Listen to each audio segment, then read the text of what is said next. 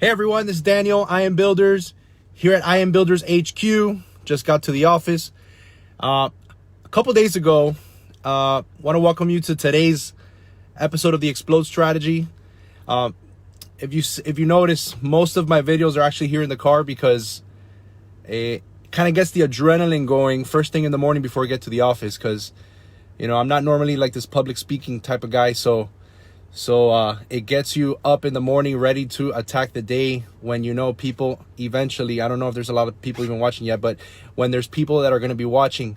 So you can't mess up. There's no double takes. So that's what's up.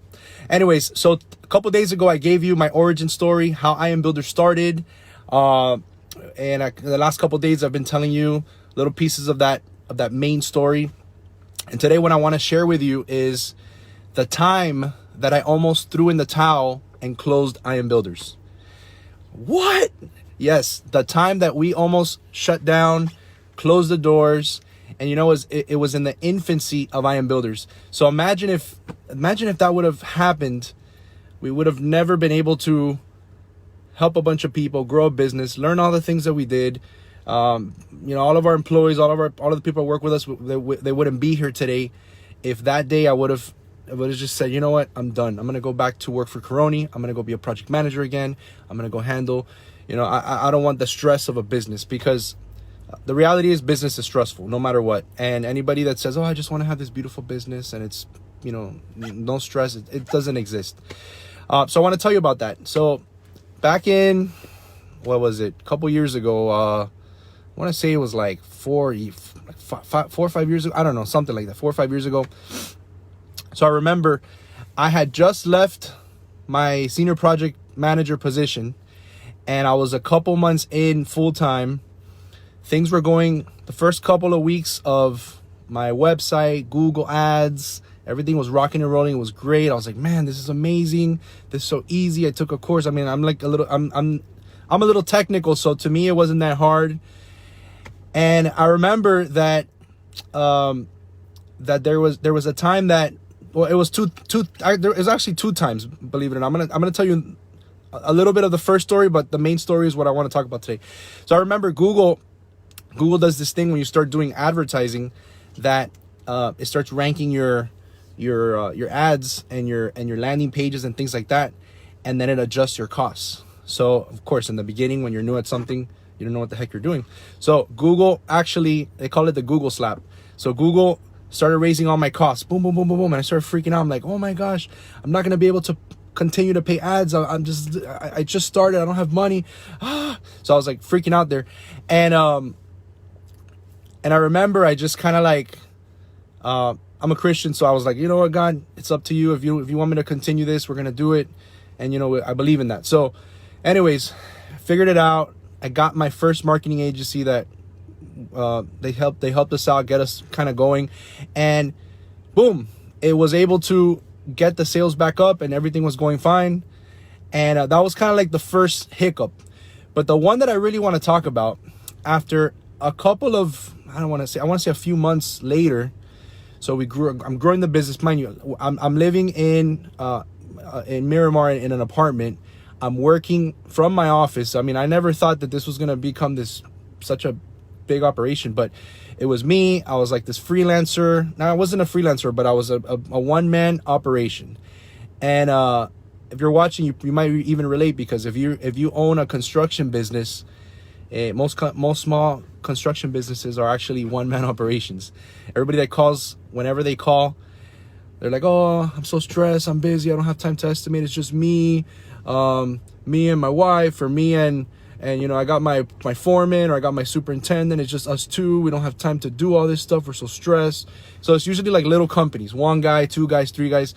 So it was just me, no freelancers, no remote workers, no answering service. So I was doing like you guys are, handling the estimates, handling the construction part, handling the questions, handling the accounting, the billing, the sales, the phone calls, the reviewing. Everything was on my shoulders. And it's okay in the beginning, because when you don't have that many clients, you don't have that many sales.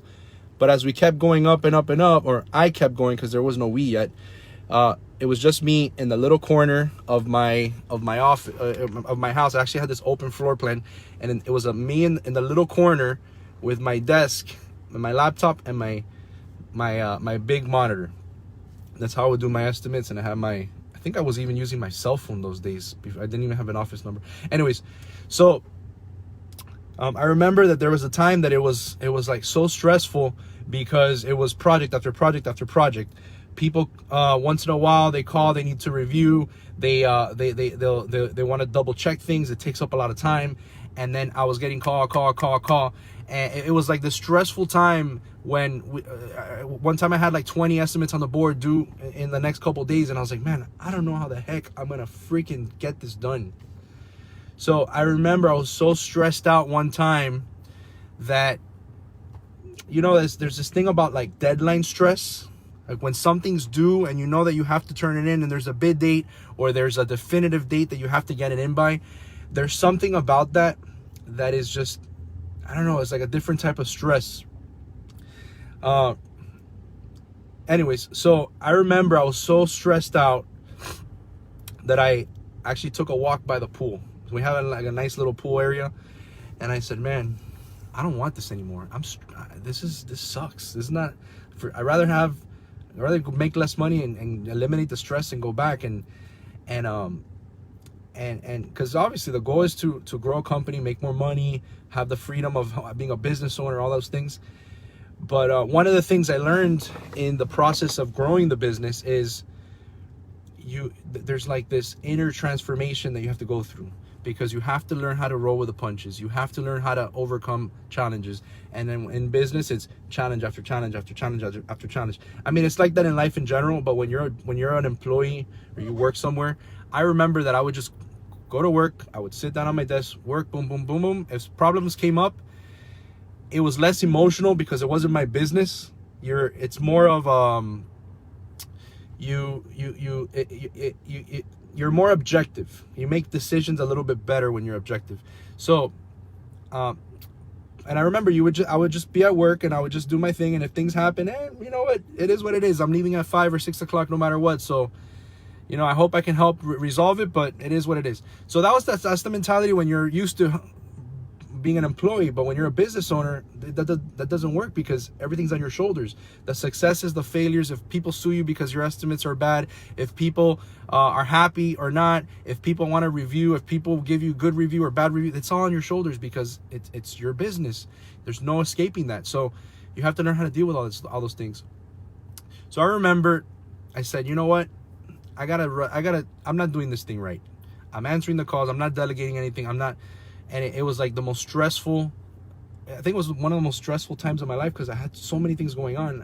I had just recently gotten married. So it was like a lot of things going on. And I said, you know what? I'm going to hire an answering service. They're going to help me get the new people that call in. They're going to be able to get their information so I could be able to follow up with them later. And then I said, I'm going to create an email sequence. So a lot of the questions and the things people ask me, I'm going to start emailing them.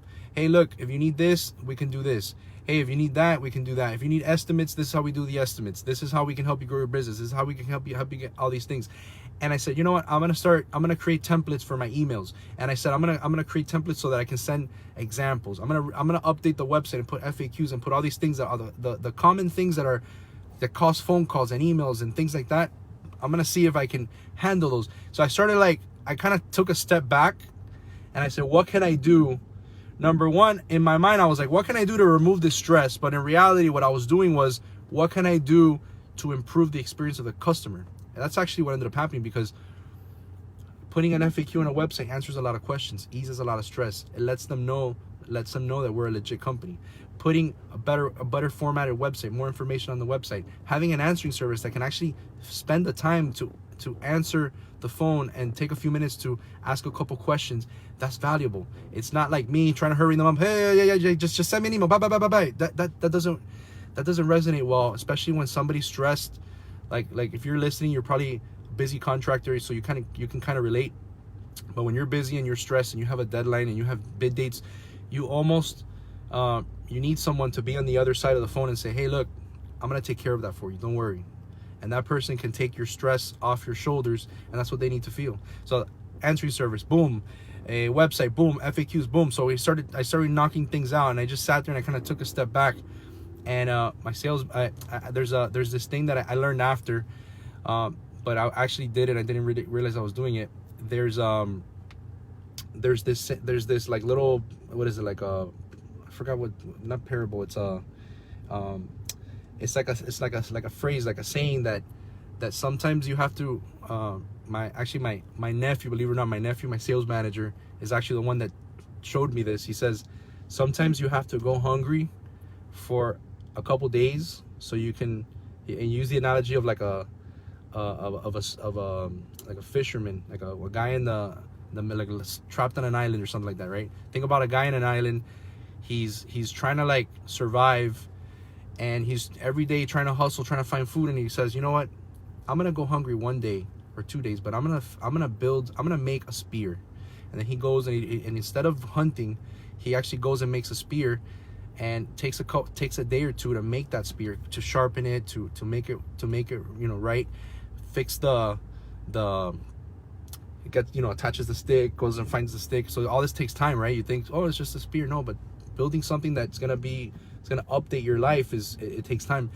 And so I did that, and I took a step back. I kind of paused the business, and I redid everything. I found some remote estimators that are actually civil engineers, believe it or not. Civil engineers that are freelancers, that they have their job, they have their civil engineering job and construction jobs, but they do estimating on the side. Up to this point, I said to myself, I'm never gonna be able to grow the business because nobody can do what I do.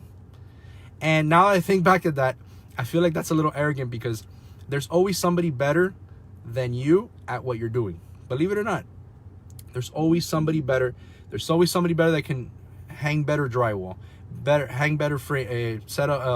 up better framing, manage a project better. There's always somebody better at what you're doing than you are. And so I was thinking, I'm like, man, who's gonna be able to understand estimating? Who's gonna be able to use our price database list? We were using National Construction Estimator the old school way before we made our software and everything. And so it was very time consuming. I said, I can't train anybody to do this. And I went on this, I'm like, no, I'm gonna try. I can't just say that people are dumb and that they're not gonna be able to do it. I'm gonna try. So anyways, I did a training video on how I estimate, and I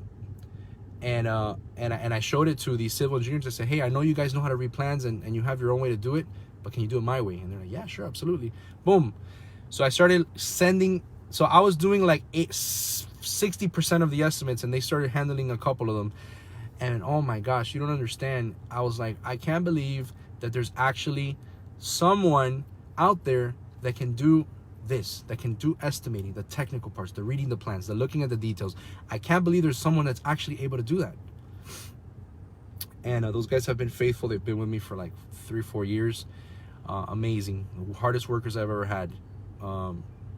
Anyway, so fast forward now, that lesson taught me that every time in the business that I've caught myself saying, oh, I'm stuck, there's nobody else that can do this, I can't teach anybody this, I say, you know what, and that's not true, because I did it once and I did it twice and I did it 3 times. So I can always teach somebody to do something, because people are smarter than we think sometimes. So so now every time, so like a couple months ago, I hired our first account managers.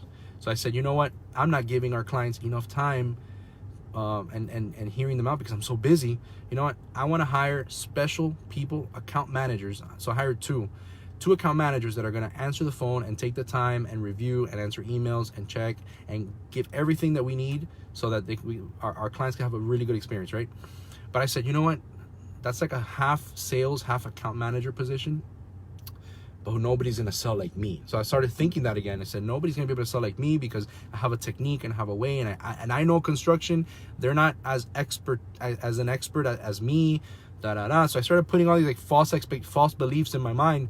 And I said, no, I could train them. I could train people. So I got two. I said, I'm going to train them. And we went to like these 2-week process. I made this estimating, how to estimate, how to understand estimating video, so they could watch this, they can get a foundation. And then we started I made scripts, role playing. I would sit both of them next to me while I took phone calls. I put on speaker, and I told them, look, the questions these are the questions people always ask. These are the concerns people always ask. This is how we help people. This is what we say. This is what we do. These are the ideas. These are the suggestions. These are the recommendations we say.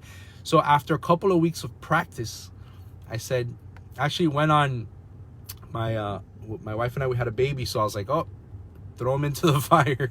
So I left for a month, and at the end of 2020, the end of last year, and they took over, and it was like, I couldn't believe it. I couldn't believe that within a week or two that they were like better than me. They were better than me at calling, following up. They were answering every question, every email. They were calling every client, everybody that signed up, everybody that signs up on our website. Sometimes when you're on the other side of the computer, you think, oh, it's just a lead. Oh, it's just somebody new. Oh, it's just somebody signed up, whatever. But every single person that signs up on our website, there's a reason that they spent time. They did a search. They clicked the link.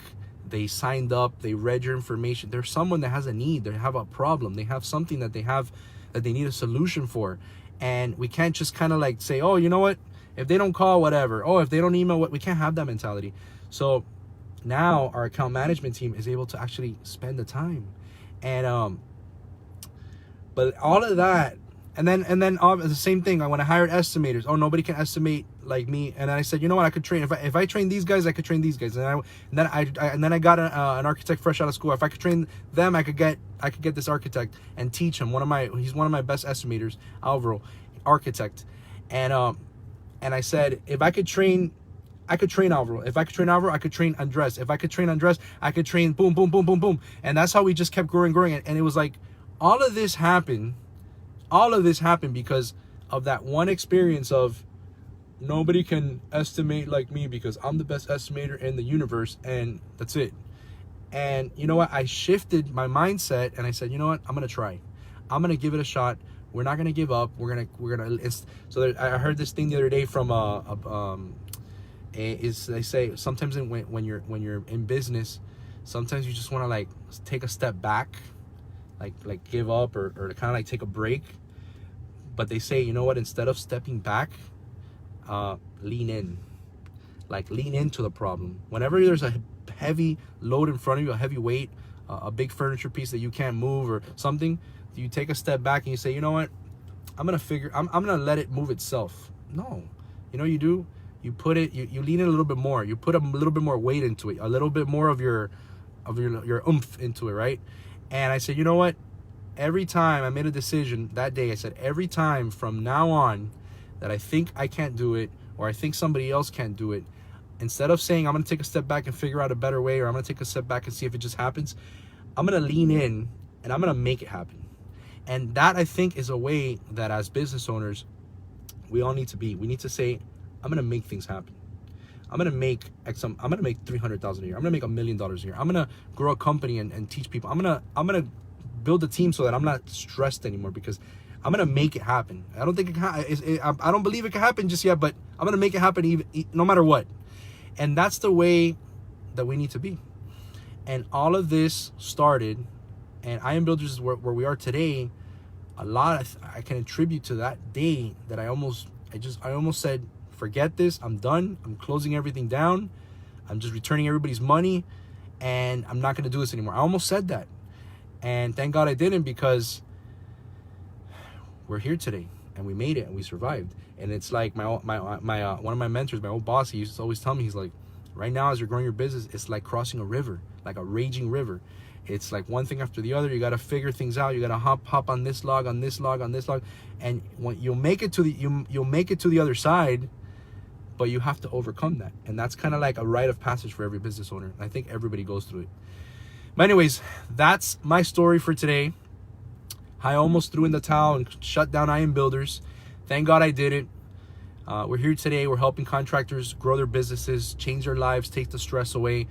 And if you want to learn a little bit more about us and what we do, check us out at iambuilders.com. That's iambuilders.com. And I'll put a link here, up, down, I don't know, wherever, but I'll put a link here, and so you can check us out. All right.